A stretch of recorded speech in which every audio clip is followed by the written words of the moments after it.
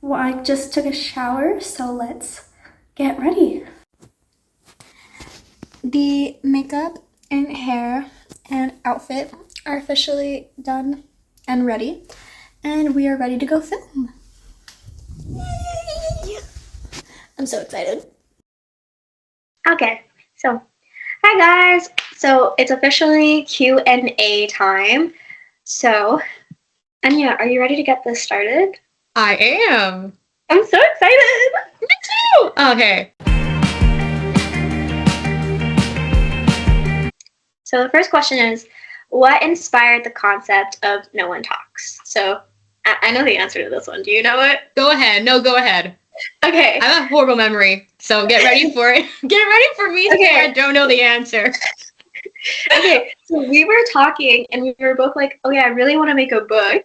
And we were trying to think of ideas. So we created a shared Pinterest board and we would save different prompts on the board. Mm-hmm. And one of the prompts that you saved, and you told me, Gail, you have to check out this prompt, was a narrator walks in late to her story, what happens next?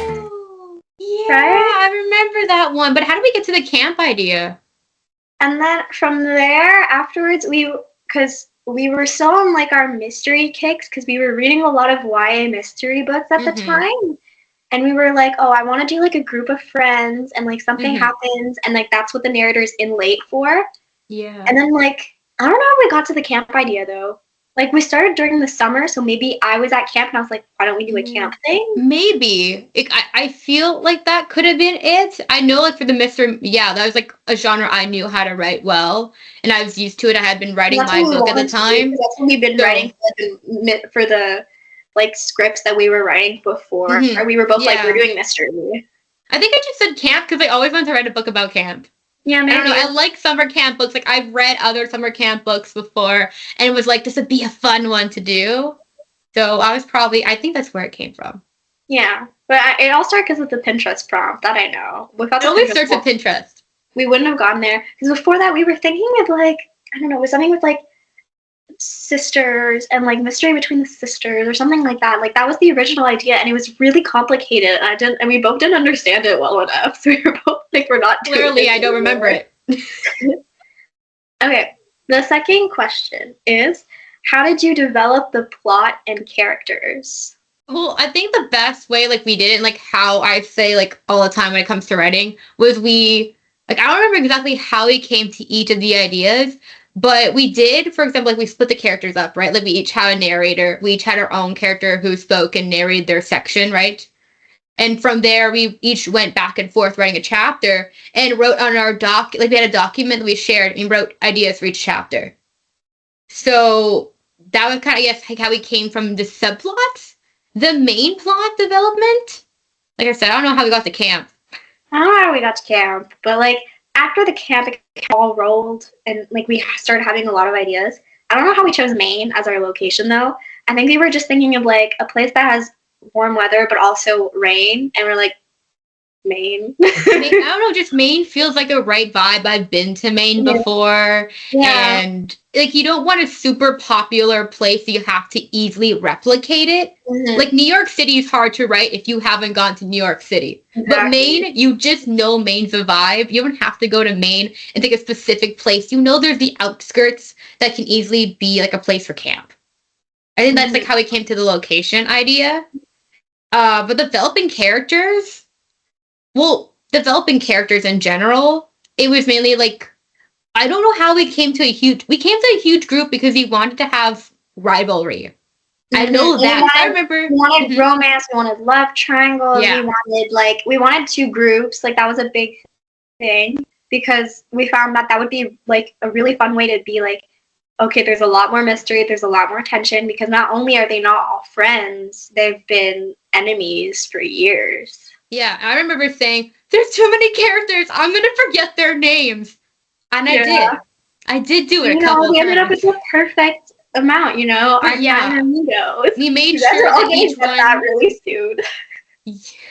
We made sure that each character had, like, their specific reason to be involved by, like, having, like, I said, like, a character chart. So each character had their own little sheet, and we filled it out and we developed the characters from there because we asked them the strangers questions to get to know the character. And that's also, I think, would help the plot, right? Because you'd say, oh, like, what are some of their deepest, darkest secrets? Or family dynamics.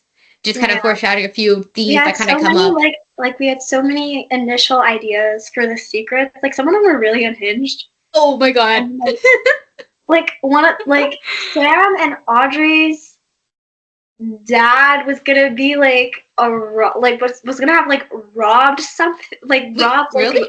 like a Costco or something. Oh my god, they're like, I don't know why we thought of that. Pandemic. It was a pandemic. Secret. We would hear so much about Costco and it just being locked up during the pandemic because that's when we started writing, right? It was during that time. We were crazy.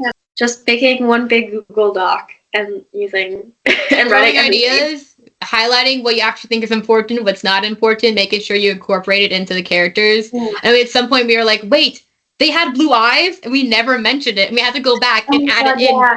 No, Willow's appearance also changed because initially she wasn't Asian, but my friend Romy, she had asked to draw some of my characters because she's an artist, and and this was once again like pandemic time, so she was bored and she's like, I want to draw some of the characters that you're writing for your book. So she drew Willow, Olivia, and Audrey. Olivia and Audrey turned out the exact same way, but when she drew Willow, like, she had drawn her Asian, and I was like, wait, I actually really like that. So we kind of before she was like Spanish or something, because she was speaking on the phone in Spanish or something, and we switched it to Mandarin. Yeah. No, I like that. I think it's also a great way to develop characters, just like its general ideas, is like drawing them out. Once you can visualize or find visual representations. Like when we did the whole TikTok thing, which I really enjoyed, going on AI and having them create our characters, I was like, that was the longest process ever. I had to see so many weird versions of what AI thought these characters were. Like, no. Like, creating Chris, I think that was probably one of the most struggle, because they didn't give me curls. They didn't want to give me curly hair, and it was just really, really difficult. And if I got the curly hair, he looked like a 7-year-old. So I was completely stuck. I just couldn't figure out how to do him well. And there's somebody else. It was one of the girls. It was Audrey. I couldn't create Audrey because Audrey's like staple is her headband, and I really wanted a headband. And like headband, I did not understand what that was. Did not understand how to do that because he kept creating me males if I wrote headband. So it was really creepy, and I didn't like it. But it's a great tool in the end, though, because you got to see the visual representation, and I like that. Yeah. Okay. On to the third question. What themes do you explore in the book? So obviously we have the themes of like found family in a way. And obviously we have mystery and like how far are you going to go to keep your secrets? Are they really worth it, or is it just going to cause you more pain? Yeah. I don't know. Betrayal. Yeah. I mean, yeah, there's a lot. I mean, it's also like the main ones, really, especially without giving too much away. There's a lot of other things where it's just like a lot of your problems that are going on end up affecting everybody else's. So like the just like managing your problems is a big thing in this. It's like bringing notice to the fact that we all suffer in our own ways. You don't know what's going on in somebody's life. Yeah. So don't try to make it harder for them. And if you are having problems, it's important to also not be reflecting your problems onto other people, because it's not fair to them, which is what happens a lot in this. There's a lot. There's like more to like one story than one person might think. It's always double-sided, and I like that's what I loved about the dual POV in our story. Is seeing the two sides. Like our characters pretty much will tell we have the past tense and the present. So you get to see what happened leading up to the events, but also the unraveling of it through different eyes. And it reveals how much like one person, also just like you can tell unreliable narrator in an idea of like, not necessarily that one person's not telling the truth, but just because you're unreliable because of the position you're in. Yeah. Right? you see something through your eyes. It's not like a third person where you see the story. This is the story. It's like one person's version of the story. And it's not like Basil's the most reliable narrator because A, she's comes in late. She's lacking so much previous information. B, she has obvious favoritism towards certain characters. Luke. And like she's not like your normal narrator that's just like passively reading everything. She's in the story. She's passionate about it. She has feelings. And like that becomes a big factor in the thing too about how Basil feels throughout this whole thing. Like if she questions herself, am I the right person to be narrating this story? Yeah, for sure. Okay. Next question. What's the significance of the title No One Talks? Well, this is easy for me. Okay, then go. Okay, so originally we didn't have a title for the book because we had like no clue. We kept brainstorming and we found like we were like, maybe we'll just call it Camp Fallen Oak. Like we really weren't sure. Yeah. And then we were like, we're just gonna start writing. So we started writing and I wrote the first chapter, which took me forever. By the time I'd written my first chapter, Enya had written her first two. That's so true. I remember I was so fast. You're like, how are you so fast? I'm like, I don't know. I'm in the past tense. Like, I'm not coming randomly in the story. And I feel like the first chapter, I got the most difficult place to start. Yeah. Because I have to start at the first chapter with a character who doesn't know any of the characters. So I have to find a way to introduce everybody in a way that makes sense. And it's also entertaining and engaging because the first chapter, like I feel that was the hardest. Even when we're going back and editing, I'm like, how can we make this entertaining? Oh, that was much more challenging than I think we thought it would be.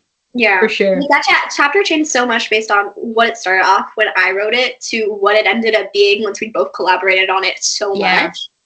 But originally, that chapter title, because every single one of our chapters has a quote from the chapter as the chapter title.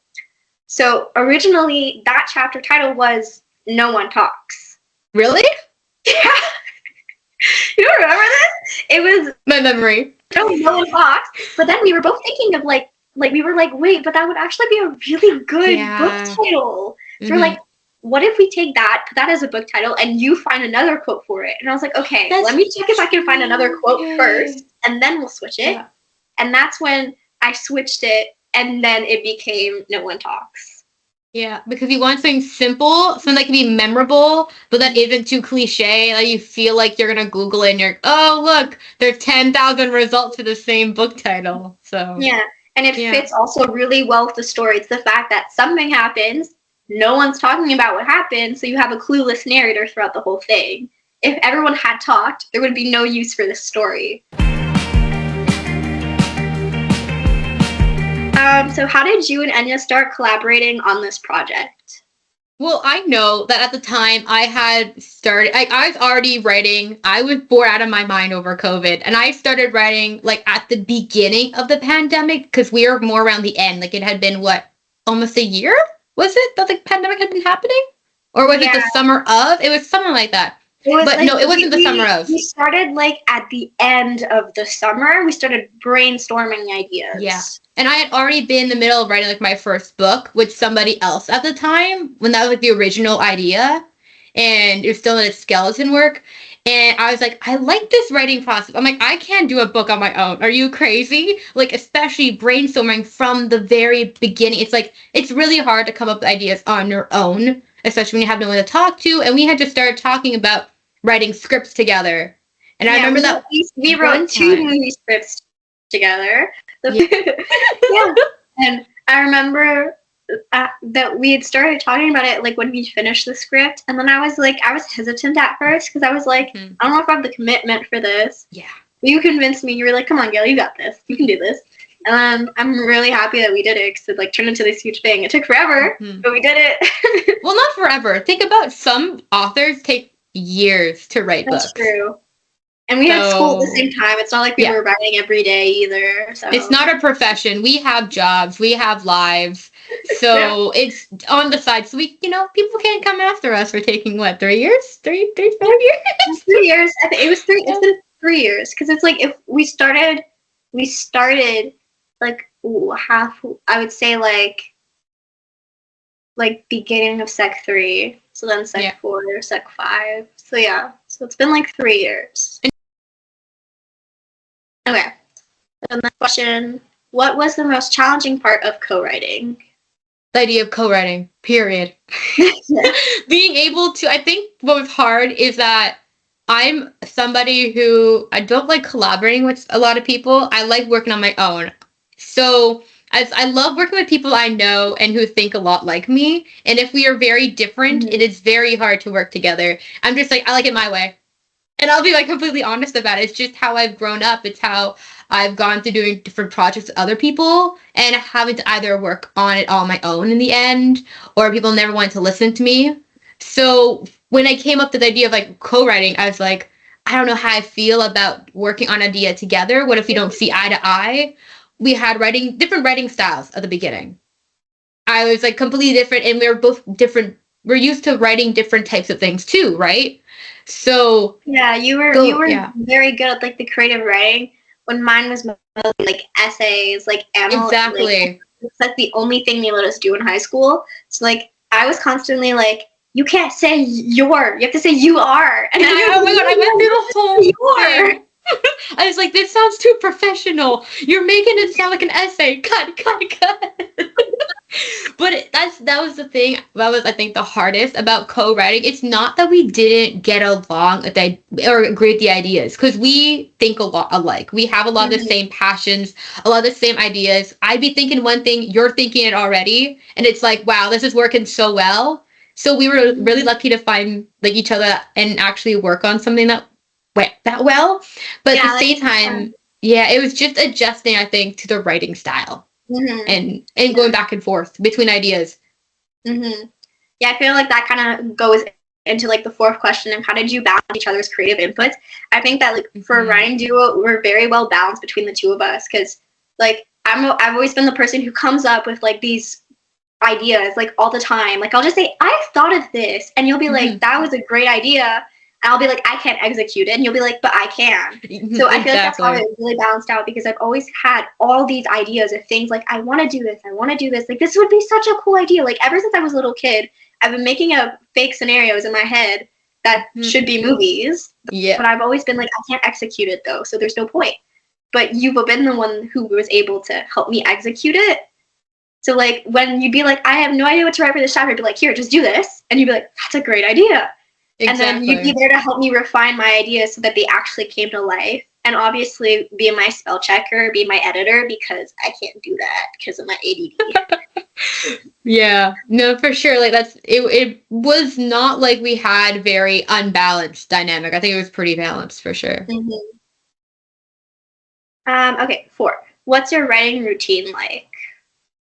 That depends on the day, what I'm writing. I'm gonna be honest, I don't have a routine. Some people, they're like, every 15 minutes before bed, I'm gonna sit down with my laptop and my tea, and I'm gonna write, and I'm gonna drink, and I'm just like, okay, I have an idea, I'm gonna sit down right now, and I'm gonna write for 3 hours straight. And then some days, I don't write at all. I'm very all over the place. It's like when I feel motivated, or when it's like, hey, Anya, I wrote a new chapter, go check it out and edit it. I'll pull it up and I'll edit right away. I don't have a routine. There's nothing that really preps me to get ready.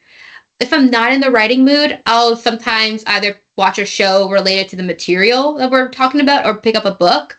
And whenever I'm reading, I always feel so motivated to write afterwards. Like, oh, they're putting the words in, they're putting the emotions I wanted into words. They're kind of helping me a bit. And then I take inspiration from what I'm looking at or reading. And that's kind of how I get into the mindset. But I don't have a routine. For sure. Yeah, same. I don't have a routine. For me, it's like when inspiration hits, I have to do it. If not, I'm going to forget what my inspiration was. Yeah. And like when inspiration hits me, it hits me hard. Like people know this. Like I'm weird and I'm crazy, because inspiration will hit me. Like I'll be in the bus. I'll be like, oh, this is such a good idea for a short story. 10 minutes later, my short story is complete. And it's actually really good. But like if I'm not in the mood, forget it. Like I'm sitting in front of my computer and I'm like, I wish there was a bird that would fly near my window. What's Wazowski doing? What's my mom doing? Can I do their homework right now? And it's just like, it's not going to happen. If inspiration has to hit me, and then it'll hit me hard, and the thing will be done in 10 minutes. So, Mm-hmm. yeah. Okay. Question 5. How long did it take to complete the manuscript? Well, we already kind of answered this. Yeah. 3 to 4 years. Yeah, I mean, to complete the manuscript, like writing it, not necessarily editing it, yeah, I'd say 3 years. And then we took a bit of like this year to kind of finalize the editing of it all. It's been written for a while, like we said, since like it was about a year and a half ago or so that's been done. It was just the editing and going back and saying, oh, hey, you missed a detail. Oh, yeah, that wasn't consecutive. And it's like making sure everything kind of like falls in order, especially because we're different perspectives and different times of the story. Yeah. Favorite character and why? I don't mind like this, and I feel like it's also yours. Really? Go. I don't know if we have the same favorite character or not, but at the same time, I feel like I know yours, and it's probably different from mine. Actually, I feel like you know yours more than you know mine more than I know mine. So go ahead, you say it. Okay, no, I feel like we have different favorite characters, but I'm not sure. Okay, but go. Okay, so mine is Basil, and I feel like yours is either Basil or Owen, but like I feel like it might be Owen just because you wrote Owen and you have a very strong connection with Owen. Okay, go ahead and talk about like how you like Basil. I have different opinions on it. Okay, so I like Basil, but that's also because it's the character I completely built from the ground up. So I don't think we talked about this, but so the way we devised it was I wrote all the Basil chapters and Anna wrote all the Owen chapters. And of course, we're both mixed into both chapters because we edited it together and we're like, oh, maybe we do this idea instead of this idea. But like the basic characters, I created Basil, she created Owen. And like I feel like that's why Basil's really close to my heart because she really comes from my heart. And Basil's she's the narrator that I am when I'm a reader, you know? She says everything that the reader is going to say while they're reading this book. Like, oh shit, did that really just happen? You best believe Basil's going to say that one line later. And like any like awkward situation, you know, most narrators would just like be telling the story. She's going to be like, I'm not okay with what's going on. Like, get me out of the situation. So she's just so relatable that it makes like, she just makes me feel all homey and like, but she's not only just relatable, she's a powerful character, you know? Like, she's not afraid to speak her mind. She has these, like, dramatic like, monologues that are, like, really, like, deep, you know? So, also I wrote that, so of course they're deep to me, but... They may not be to other people, but... they're deep to me, you know? I don't relate to it, but it feels like I do. I mean, for me, it depends. Like, okay, there's a favorite character, but I gotta divide it into subcategories. Because favorite character, because I can relate to them and I can see myself. Yes, it's Basil. I mean, I love Basil because, like, we wrote her as a reader, as somebody who we can completely relate to. Because every time I'd be reading, for example, I'd be reading Gail's chapters, and I'm like, this is like I'd have a crazy reaction to it, and I'm like, I'm making Basil say that. It'd be literally my thought, and I'd write it in there because I felt I wanted Basil to kind of have that reaction of like a reader of what we're reading as we're going, you know. So that's where I feel connected to her, and I enjoyed her, and I loved how different she is compared to other book characters and other narrators. Like, I don't think I've ever seen something like this before, and that's why I really liked her. But if you're thinking like character-wise, well, there's two different characters. And I say this because I love villains, and I like people with a dark, twisted background, and that's why I love Owen. Like, Owen's like my character, and I get him so much, and a lot of like some things he says is like something I'd say maybe, and I just got along with him because I wrote him. But at the same time, like, he makes the drama, like, and that's what I love about him. He's a drama stirrer. You know, he's a male Gossip Girl. He's basically Dan if Dan hadn't pretended to be a girl. Pretty much. And I really enjoyed that. And I found him fun to write. And I think he has some great lines. But I also, as like a general character, and if I was probably reading the book for the first time, I love Olivia. Same. I was going to say the same thing. I just like her as a general character. I like Olivia. That's why I have 3 different categories. Character, but if I could be a character, I'm going to be Olivia. Like, first of all, Olivia just got gassy with like some really hot people, so I'm like, let me be Olivia. But like also like she's gorgeous. She has like probably some of my favorite lines. I also kind of made it on purpose to give her some of my favorite lines because I was like, you're just automatically my favorite character. Like, are any characters based on real people or experiences?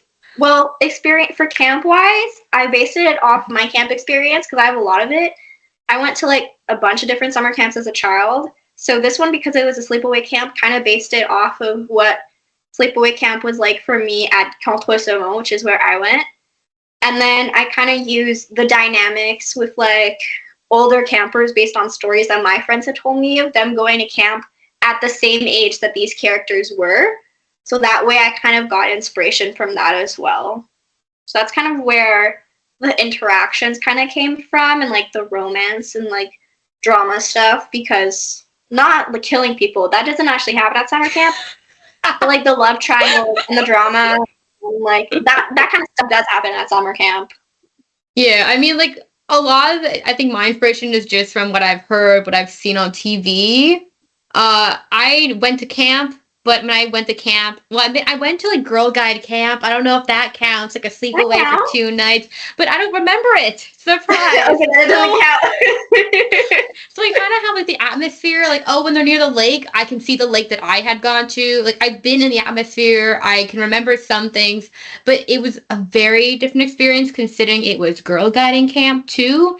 I also went to a day camp for a couple of years when I was younger. When my parents had to work, they had to put me somewhere during the summer. So I'd go there and spend the day.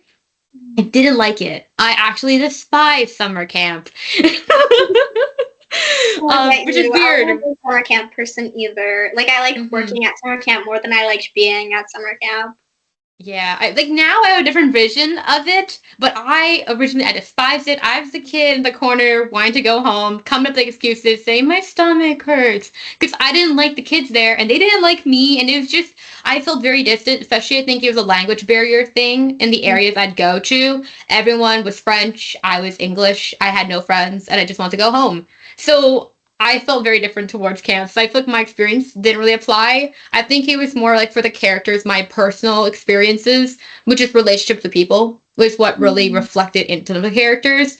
But I mean, I'm not going to elaborate too much because that's spoilers. So yeah, I feel like the characters wise, I just kind of got inspired by like TV characters. It's kind of like mixing them in a bit.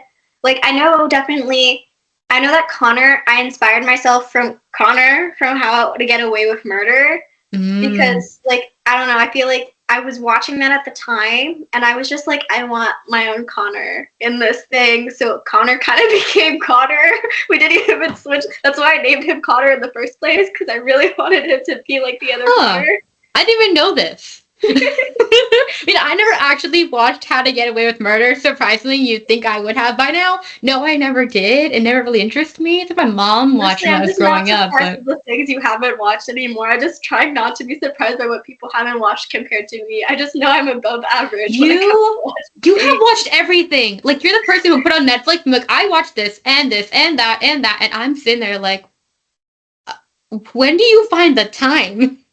Please tell me. What happens when you're part of a family of movie buffs, and then you're determined to be the best of them. And I'm just like, I grew up watching Hallmark movies with my mom. So I didn't really get much of the classics back then. I'm only now kind of catching up to it. But I can say, like, for Owen, I don't know if it's much of a surprise, but yeah, I mean, like, I feel like one of my big inspirations was, like, Simon from One of Us is Lying. Yeah. Then you could kind of see it a bit, the idea of, like, a gossiper. It was, like, the first time I really got into murder mystery also was reading that book when we had started writing this genre. So I read it and was like, this is, like, perfect inspiration. So I took a bit of the idea from that, also just the cliques and the relationships. That was probably one of the big ones. And Gossip Girl, how can I not? My favorite show. I can't hide it. I took a lot of inspiration. A lot of the one-liners that are pretty witty are definitely some inspiration that I took from, like, the writing and stuff. So those are my 2 big inspirations. Nothing real. It's all fictional, but. Yeah. Okay. So next we have... how do you handle character development and backstory? So I feel like that was part of, like, when we were making our character lists, like we had that. Like we were like secret, and their secret was always part of their backstory, because it was like they don't really need more backstory than that, because there's a lot of characters and we won't get that deep into every single person. Yeah. So I feel like the secret was mainly their backstory, and like the backstory of like the rivalry, just being like it's always been there, but let's kind of explain what the rivalry is about, why it's these specific two groups. And then it's like, okay, it's related to school, so then that makes a little more sense. Oh, it's small town, makes a little more sense. Yeah. I feel like that's basically it when it comes to backstories. Yeah. And not there's Owens, he had the biggest one, and his backstory changed a lot. Like it kept one main central idea stayed throughout, but like a lot of things ended up changing. The first version was like so complicated, and I'd written hints for it, and then we had to go back, take all my hints out because they didn't make sense anymore. Yeah, for sure. Okay. Do you have anything else to comment? No, I had nothing. I think you said it all. I said it all before too, so. Yeah, exactly. We're kind of going back now. Okay.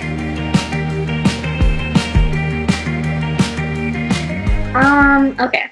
How do you think readers will relate to the story? I think they're going to relate through Basil. I feel like that's the best way that's going to relate. And the fact that like everyone does keep secrets, it's more like, is your secret really worth keeping? I feel like that's more the thing that's going to make readers go home with. It's I know I'm keeping some things inside, but if it comes out now, would that be worse? Or should I just tell this person that I'm keeping this secret? Yeah, I think another element, and we didn't really talk about it much, is how like a key role is social media. And I feel like I'm gonna be honest, I hate books that talk about like social media. So I'm always like, great, no, they're making it so like right now present, like it's weird. But I feel like what we did was, I mean, we could have made it a blog or something, but I felt that was already done. But we want to use social media. Who has blogs anymore? That's the thing. We want to make it a bit more like modern, but at the same time use social media in the way that it's not like a super annoying kind of thing, but that it came up for a reason, and it kind of shows like how what you put on the media like stays there, and how it kind of your identity kind of sticks with you from what you put online. And I just found like I think it's something that a lot of people can relate to because we all are on social media these days. Everyone is glued to their phones. A lot of, like, gossip things that are happening. Yeah, you believe what you see. Like Champlain has a gossip account, Liquid Confessions, and Dawson does too. And, like, all these like places have them, and then it takes over a lot. And like it might have started off as like this innocent thing where it's just people can get things off their chest, but now it's become a place where people diss each other. So it's like it proves that like it's not always the right thing to say mean things online. Like, be careful, because it will come back to you at some point. Like, it's not like you were anonymous throughout this whole thing and it's going to stay anonymous forever. Someone's going to find out eventually. Yeah, exactly. Okay. Next we have, so what message do you hope? That kind of goes with the, what are they going to relate to? I hope. So wait. Messages. I hope that you take back from this story, don't let your secrets drive you insane. Yeah. Don't kill people. Yeah. See, don't kill people. Stay school kids. Like, don't try to kill people, because chances are not going to get away with it. No. Your secrets come back to haunt you. I'll tell you that. Oh my god. This isn't Riverdale. This isn't How to Get Away with Murder. This is real life. Yeah. Yeah. Okay, so how has writing this book impacted your life? Well, I feel like it's opened writing to me, because before, writing was just like, this little thing I dabbled in, but now writing is something that, like, I can say now that, like, I'm a writer. Like, it's official now. I have the title. I have proof of it. I feel like I've accomplished something. I have something to, like, look forward to and have a reason to, like, go on social media, because I didn't have social media until last year. Social media was not a thing I was allowed until after high school. Finally, and it took me a while to even get it in CEGEP, because I was only allowed to have it once I turned 18. And I finally got Instagram a bit before I turned 18, because I needed it to communicate with people at school. But before that, I didn't have any form of social media. I only had YouTube. So I had started my YouTube channel like a slight bit. Like, I had posted maybe like a few videos like about in that summertime. But like, other than that, I hadn't done much. So then this kind of opened also my path of like learning how to use social media effectively, so that I could gain this new skill, but also make sure that I'm not like getting consumed by the social media itself, because that's always been a big fear of mine that's been instilled in my brain. Like, don't get addicted, don't get addicted, don't get addicted. I feel like this kind of gave me a reason to go on and not stay too long. Yeah, I think for me, it was more like I said, I've already was in the writing situation. Like, I've always known that I loved the writing since I was a kid. I don't think that was what helped me, and I'm not very good with social media. I don't understand anything about it. So that's why I never film the videos. And I participate when I'm asked to, but I will watch it and I will react with it. But I'm bad at filming. So I try my best. But I don't think that was like one of my biggest impacts. I think what changed my life mainly with the book was just our relationship as two people. True. And it was like we had been close in a bit in the first year of high school, and then you moved, and then we didn't talk as much because of COVID and just the separation of everything. And then we got closer, started bonding over script writing, and then this book made us talk all the time, still does. And now we're so much closer, and I love how it's changed our relationship. And you get to know somebody so differently writing a book together. Like, you also have that person telling you, no, what you're writing is good. And I liked having that person to tell me, saying, like, no, like, there's a reason to keep your writing. I'm somebody who will go around, write it, say it's the best thing ever, go back 2 months later, say I hate it, and delete it. There's so many times I would probably have like 10 novels written by now if I actually kept the ideas I work on. I will write a whole novel and delete it because it's not good enough and I don't want to show people. And I think I liked working with somebody, and it changed my life because I got more confident in my writing and actually was able to tell myself, no, your ideas are good. Somebody is going to like your ideas out there. You got to stop being such a harsh critic. Yeah. Okay. Final category, the fun and lighthearted questions. Okay, what's your favorite quote from the book? This is easy, no question. Yeah, go ahead, share it. Okay, well, I have two. So the first one is on the first chapter. Can't wait for you guys to read it. So it's the wrong shirt at the wrong time, girl. I had a feeling you were going to select that one. I'm like, yeah, that was just a great way to break the tension. That one was so funny. So you guys are just, you're going to get it when you get there, but it's just going to become a running joke throughout the whole book now. Me and Anya make that joke all the time. Like, I'll be looking at somebody and I'll be like, they're wearing the wrong shirt.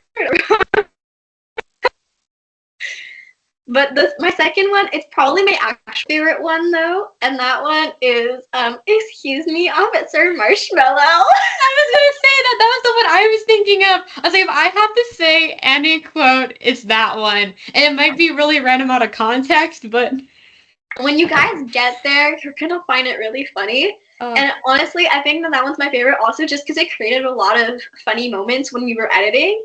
Because in my mind, because the officer's real name is Officer Marshall. So when I was going to read Officer Marshall, I did not read Officer Marshall. I read Officer Marshmallow. Yeah, same. And then I was just like, and I was like, no, I'm so sorry, Officer Marshall. And I was like, okay, let's continue. Officer Marshall comes up again. Do I say Officer Marshall? No, I say Officer Marshmallow. And it just keeps going. And like, what he's Officer Marshmallow to me now, it's just going to stay that way. Yeah, I mean, I don't really have a favorite quote. I think I'm a person who's like, there's either too many or I can't think of any. Mm-hmm. And for this book, I can't think of any because there's so many good lines. I feel there's none that come out. I think those are the ones that came out to me too when I was thinking back. I was like, they're so prominent, especially the marshmallow one. I was like, you know what? I love those scenes. But nothing like in particular that I can say. Here, let me pull up the actual quote and kind of read it to you. Yeah. Yeah. I also love some of like the deep stuff that they end up saying. Like I like the beautiful quotes too. Those are also really fun. There's some good ones. Yeah, there's some good beautiful ones too. But it's not a quote, it's more just like a word. And I think that word is just Nanamigos, because that was so funny because at the beginning we were looking for a name because I was like, I can't say the group because that's going to be so boring. Like, I can't say the group over and over and over again. Especially Basil. There's going to be multiple groups at other points, too. Like, I can't say the group. I have to have a name for them. So we were looking online. I was like, okay. And I went on Google and I looked up name for groups of 9 people. And then in that list, there was in the 3 section, there was 3 amigos. And I was like, what if I make it the 9 amigos? So I came to Enya and I was like, can I do 9 amigos? And I thought it was stupid. I remember being like, are you kidding? Amigos. But then I was like, nah, it feels catchy. It feels like a basil thing. So I adjusted to it. And after a while, I mean, like, now it's just iconic, so. Yeah, like, it became, like, so funny that at one point I was like, Enya, do you ever imagine them all, like, sitting together wearing sombreros because they called them the 9 amigos? And she's like, why don't you say that? Now, yeah, exactly. No, now that you say it, I always pictured them with their little hats and their maracas, and it's like, no, you really did. But you did at the same time. Yeah, I really love it. Like, it ended up being this, like, really funny thing where originally it was, like, the stupidest idea ever that became, like, this perfect thing for them. So what's the best writing advice you've received? That's hard. And part of me is like, have I ever received writing advice? I'm like, and don't be stupid. You have. I've received writing advice from you and from my English teachers, and that's basically it. Well, yeah, same. The advice, like, well, okay, I can tell you from all my English teachers, the one advice I've learned is don't tell, show. The show that's what I was gonna say. That's the one rule. It has stuck with me. I remember because when I originally wrote my first book, I had one of my English teachers read it, and I sat down with her, and like eventually, and I was like, "Can you give me some criticism, like on my writing? Cause like I want to know like what I'm doing good, what I'm not." And she told me, she's like it's beautiful writing. The one thing you need to work on is don't say she felt happy. Show she felt happy. And I feel like ever since then I can hear her voice in the back of my head when I write, and I'm like, yep, and you stop saying it, start showing it. And that I think changed my writing a lot. Also another thing, and this is not exactly writing advice, it was just general advice. And I think it's the one that has stuck with me the most too. And it was in my first semester of CSHIP, and I was in my scripting for media class, and I had my teacher kind of explaining the idea of like sometimes you gotta know when it's time to let go of an idea, to let it fly, and push the bird out of its nest and watch it fly. Mm-hmm. And I was like, that was the moment it hit me. That was like, it's time to publish my novel. And I was like, I've been working on this so hard. And I'm somebody who's like, it's not perfect. It's not perfect. I got to keep working on it. And I'll never know when to let it go. And I'd probably wait years. And that's why I was like, you know what? When I had that told to me, I was like, it's time to let it go. And if it's not perfect, it's not perfect. It's a starting point. And I can only get better from here. And that's when I kind of realized it's time to let something go, to stop editing it. And I think that's kind of carried a lot through my writing of just realizing, okay, it's time you just take a step back, let it go, and start something new, and realize it's time. But yeah. I feel like for me, it wasn't necessarily kind of like what I learned throughout my Sec 4 in high school, because I had a teacher that I really loved. His name was Mr. Duffy, and we were big on like psychoanalysis in that class. We did like everything under the sun when it comes to psychoanalysis and literature. And I really it really stuck with me the way he taught it, what the works we went through, like all these different things. Like from now on, I psychoanalyze a lot of the stuff that I read. Like I psychoanalyze like everything. So when I start writing, I do the same thing. I'm like, what's gonna make the character act this way? I need there to be a solid reason. Like I don't want there to be this like sucky reason that they're doing this. Like they need to have actual reason. They're a real person. They have real feelings. They have a real thing going on. How am I going to show it also throughout my story that this is a recurring thing that's keeping them from it? So I feel like that might be, it wasn't necessarily advice, but it's just a way of writing that I got used to, that I like to incorporate in everything because I feel like it makes the text stronger. Mm-hmm. Also, yeah, one thing I think a teacher told me, and I think this is probably the best advice I can give to any kind of writer, is your characters are your best friends. You got to know them inside and out and make them feel real. And I remember my teacher, because that was the first time I ever heard about like a character analysis chart. I was like, what the hell is this? 150 questions on something that's not even real? And I remember thinking that was crazy. And then I filled the sheet out and I was like, oh my God, these characters are my best friends now. I'm so connected to them. And it makes them so much easier to write. Mm-hmm. So that's another thing I think that kind of stuck with me. Yeah. Okay. So finally, the last thing is, what advice do we have for future readers? I have a lot. I mean, I don't have a lot, but I mean, I guess I'm just so used to giving advice because I have a lot of people who come to me. They're like, "You like to write? Like, what do you think I should do?" So I've been asked the question a lot. So I do have a lot of things that come to mind. My first one is push the bird out of the nest and watch it fly. And I think that's one of the most poetic ones, but also just so true. It's just learn to let go of your project. Also, like, I think one of the best things to do is don't expect your ideas to be perfect because they're not going to be. Clearly, we had characters who are going to rob a Costco. You know, it doesn't mean it's going to be perfect, but it's going to become something. And you have to realize that you just got to let it out. Don't wait for a perfect idea. Don't wait for a perfect moment. Just let it come. It will come naturally if it's meant to be. Also, one that I realized is if you can cry writing a scene, and I say this for example as crying, but it could be for anything. If you can feel that emotion, if you can feel sympathetic for a character, if you can feel happy for them while you're writing that scene, you know your readers will too. Make sure you feel that emotion deeply so they can feel that feeling. Because it's easy to say, like, oh, I'm happy for the character. But do you feel that inner joy? Like, oh my goodness, finally. Like, you need to feel it in you. And I say crying because I remember writing one of my first emotional scenes. And I remember feeling it. And I was sad because it connected to something that I had previously, like, experienced. And I realized that moment. And I remember having people come to me. They're like, that was such an emotional scene. I felt it. And you need that. Mm-hmm. So those, I think, are the three things I normally tell people that they could kind of like take from, and you know, just write. Don't wait, just write. Mm-hmm. Yeah, like going back to what you said about like feeling a scene, I feel like that's probably the biggest piece of advice that I have for anybody is immerse yourself. Like, if you can't imagine your scene in front of you, like if you can't close your eyes and watch it like a movie, you can write it better because it should be as clear in your eyes as it is on the page. Like that's how it should be transmitting into you. Like you should be able to see it going and playing out so beautifully, and you should be able to, like, if you're talking about them being around a fire and they're like going through this meaningful discussion, you should feel like you're next to them around that fire. You're also part of this meaningful discussion.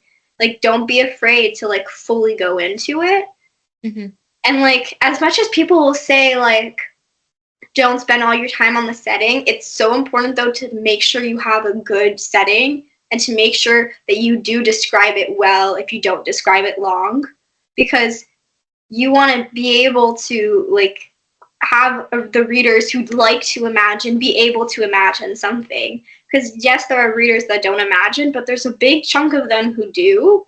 And if you don't give them the opportunity to have a setting to imagine, they're not going to stick around because they won't have anything to try to envision, which is like the biggest thing for me as a reader.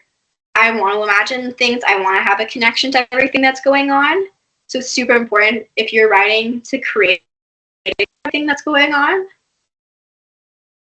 And then it's just to constantly try to commit yourself. Like, you don't need to be committed every day, but like set yourself like the in case commitment.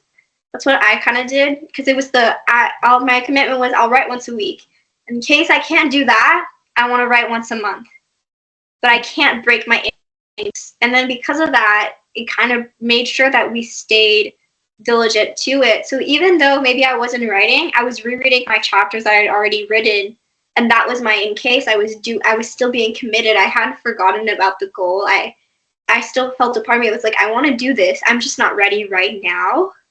But you have to keep going through your commitment. Just because you're not ready right now doesn't mean that you can't do it. Just means you need to take a step back, think of it as another way, and go through it from another like path. Like, the door might close, but the window's going to open, or you can create another door. like you're not necessarily stuck in like this out. Create yourself a way out. There's a shovel somewhere, dig your hole. Yeah. Also, just make sure you're writing for yourself. I feel like a lot of times, like I realized after publishing a novel, I was like, okay, now I gotta continue writing content so people can read it. And I'm realizing too, it's like, you gotta write for yourself. You gotta say, these are the characters I want to see. Like I've always said, when you're writing a novel, write a book that you haven't read before, that you want to read. Like, what do you want to see in front of you? What is one thing you're going to look at the store and be like, I want this book right now? And write it. Make sure you're enjoying it for yourself so people enjoy reading it. Mm-hmm. Right? Because if it's not fun for you, then why are you doing it? Yeah. And all those dreams that you think about, those are the greatest things to write. Is not that I dreamed about getting murdered at summer camp, but like at the same time, I kind of did. Like when you watch all the where it's like, oh, like you're part of this drama, you're part of this mystery. It's like, oh, that would be so fun to be like a part of this and be like in the story. Like that was kind of like the sensation that I had. And I was like, I kind of want to write something where I can feel like I was a part of this. Yeah. But that's like why, like maybe for the next one that I write, I want to do something that has a romance aspect in it, because when I fall asleep a lot at night, I fall asleep and I'm dreaming about romance in my head. So it's like, why not write something about romance so that it exists outside of my own head? Mm-hmm. Yeah. I think that's basic. That is all the questions. Yeah. Thank you, everybody who submitted questions. For sure. So, like I said before, and I'll say it again, all the information is available in my bio and my link tree. If you don't want to click on that, go on to Wattpad or Inkit. That's how you pronounce it, right? It's Inkit, yeah. She's the one who's expert on that. I'm not an expert. I just started using it. I had a friend online, and she's like, this would be a great site for you to put it on. If you post regularly, people are going to love it. So I was like, okay. I've never used it before either, but yeah. So on Wattpad and on Inkit, the book is available under No One Talks by No One Talks, because it's easier than putting both of our names. So please, if you can, go read it. We post every Tuesday and Thursday, as we have 2 dual POVs. So every week you get a POV from Basil and a POV from Owen. Yeah. And we'll read the whole book. Yeah, that's basically it. So thank you so much for joining in, guys. I really appreciate it. I hope you enjoyed the questions. If you have any more questions that you want us to answer in a second Q&A once the book is fully been published, please comment down below. We would love to answer them. Bye-bye. Bye.